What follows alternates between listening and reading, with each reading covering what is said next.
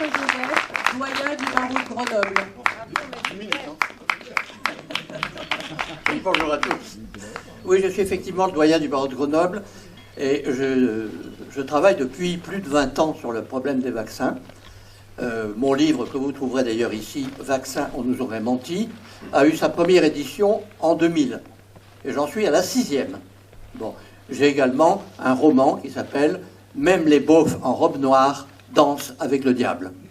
Bon, c'est de la science-fiction, mais ça permet de faire des choses. Alors, moi j'ai été un petit peu tous azimuts, puisque dès le début de cette histoire, j'ai tout de suite dit « c'est une arnaque », mes confrères ne le ressentaient pas, mais c'est évident que c'est une arnaque, mais comme je savais déjà depuis au moins 15 ans que dans ce domaine, nous sommes dans une religion, donc je savais très bien que tout le monde allait courber les chines dans un premier temps, à dire « ah oui, il faut mettre les masques, etc. et cela ». Donc la question qui se pose, c'est de savoir comment expliquer les choses aux juridictions, comment leur parler, quelle est l'attitude que nous devons avoir par rapport aux juridictions qui sont aussi dans la religion. Hein. Le vaccin a sauvé tout le monde, le vaccin a éradiqué les épidémies, etc. Quand on regarde les courbes, on dit, ah ben non, on regarde les courbes, on tombe assis. Ah ben non, mais c'est pas si évident que ça. Tous les arguments qui sont dans mon bouquin, ce sont des citations de médecins, de dizaines de médecins et biologistes qui ont écrit depuis des années et qui posent des questions. Je les ai montrés à un parterre de scientifiques du ministère de la Santé en 2016, lors de la concertation citoyenne. J'ai eu un silence de mort quand je leur ai dit « c'est vous les scientifiques, je voudrais des commentaires ». Je me serais cru dans une classe de 3e dans laquelle un prof de maths vient dire « je vais prendre un volontaire au tableau ». Ils avaient tous le nez comme ça. Alors, comment faire? Eh bien, ça a commencé avec les masques. Avec les masques, on me disait « Maître, voulez-vous mettre votre masque correctement, s'il vous plaît ?»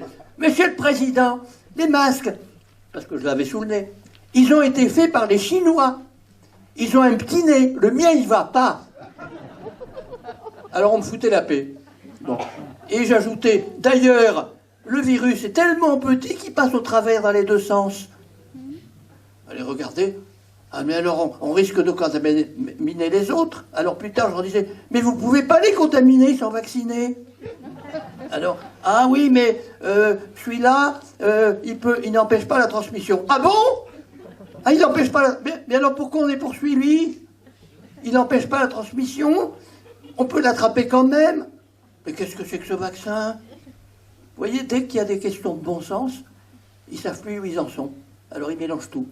Alors oui, c'est vrai, j'ai défendu des soignants suspendus, j'en ai défendu, je crois, 70, autant en public qu'en privé. J'ai lancé des plaintes dans plusieurs coins de France pour empoisonnement ou tentative d'empoisonnement, des plaintes collectives au nom de centaines de personnes. J'ai déposé également une plainte contre le président du Conseil national de l'Ordre des médecins pour avoir empêché de soigner.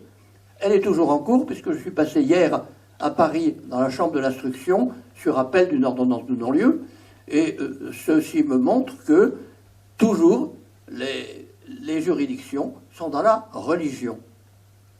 Alors, quand les gens se trouvent en garde à vue, moi je leur conseille, on a fait des formations de militants depuis longtemps, mais c'est toujours le même problème.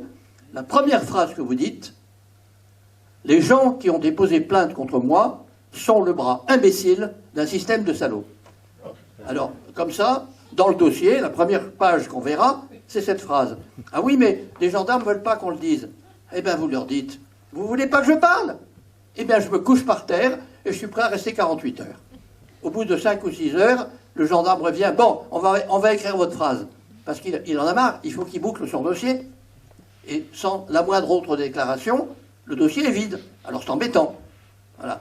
Alors c'est une façon de résister. Je profite de l'humour résistance pour dire qu'il y a aussi dans la salle un de mes confrères, que vous ne connaissez peut-être pas encore, mais qui a écrit plein de bouquins sur l'emprise de la mafia mondiale sur les institutions. C'est Maître Sanviti qui est ici au premier rang. Hein, et ses livres sont très intéressants. C'est aussi un résistant qui est à découvrir. Voilà. Alors, bien sûr, dans toutes ces procédures, on est face un petit peu à un mur. Et on se demande comment faire.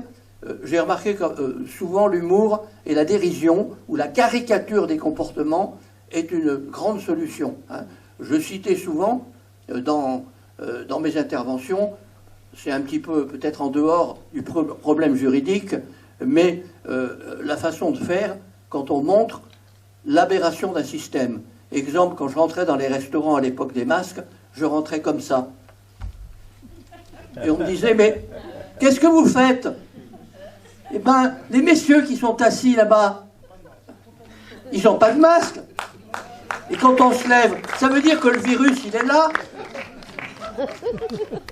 Alors le gérant, il disait, ah oui, c'est pas logique. Et il enlevait son masque, voilà.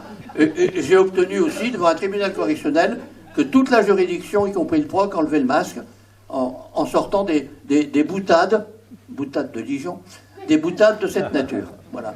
Alors, j'en ai terminé. Hein. Je rappelle, à mon stand de livres, vous trouverez mes ouvrages, et ils sont pas tristes.